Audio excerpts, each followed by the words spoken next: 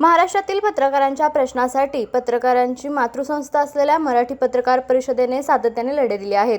उदगीर येथे होत असलेल्या या राष्ट्रीय अधिवेशनात पत्रकारांच्या अनेक प्रश्नांचा उहापोह होईल.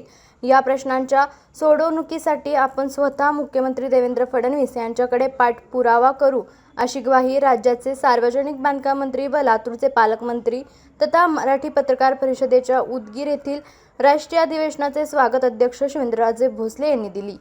महाराष्ट्रातील पत्रकारांची मातृसंस्था म्हणून ओळखल्या जाणाऱ्या मराठी पत्रकार परिषदेचे 44वे राष्ट्रीय अधिवेशन लातूर जिल्ह्यातील उदगीर येथे संपन्न होत आहे. या अधिवेशनाचे उद्घाटन स्वागत अध्यक्ष शिवेंद्रराजे भोसले यांच्या हस्ते झाले, तेव्हा ते बोलत होते. पत्रकारांच्या आरोग्याची काळजी वाहणारी महाराष्ट्रातली एकमेव संघटना म्हणजे मराठी पत्रकार परिषद आहे आणि या परिषदेचा छोटा कार्यकर्ता म्हणून मला निश्चितपणे परिषदेचा अभिमान वाटतो.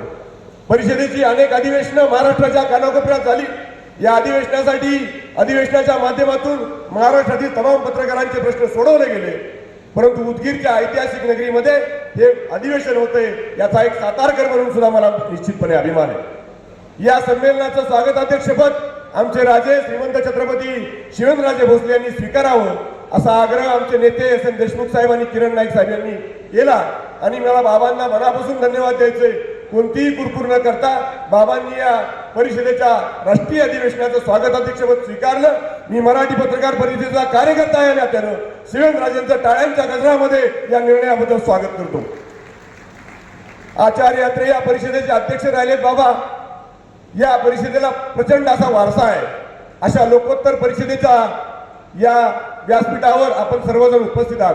माझी आपल्याला विनंती आहे, एस.एन. देशमुख साहेब आणि किरण नाईक साहेब महाराष्ट्रातील पत्रकारांचे जे प्रश्न मांडत असतात या प्रश्नांना न्याय देण्याचं काम आपण राज्याचे सार्वजनिक बांधकाम माझे सहकारी मित्र आणि सातारचे संपादक मान्य पाटणे आणि पत्रकार जरी असतात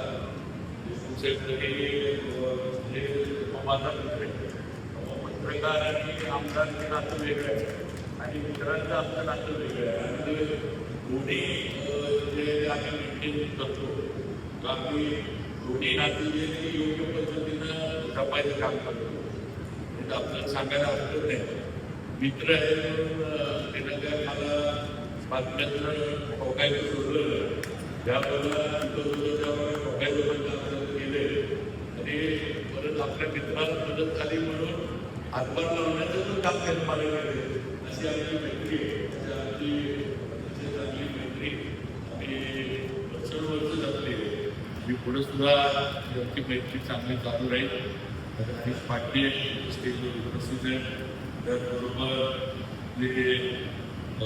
मान्य बसवराज पाटील,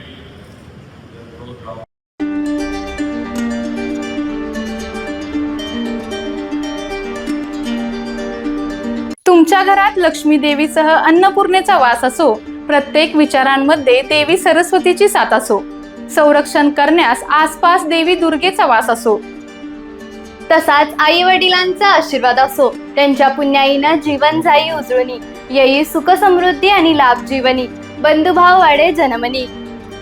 आपणास व आपल्या परिवारास सातारा न्यूज कडून अक्षय तृतीयाच्या हार्दिक शुभेच्छा.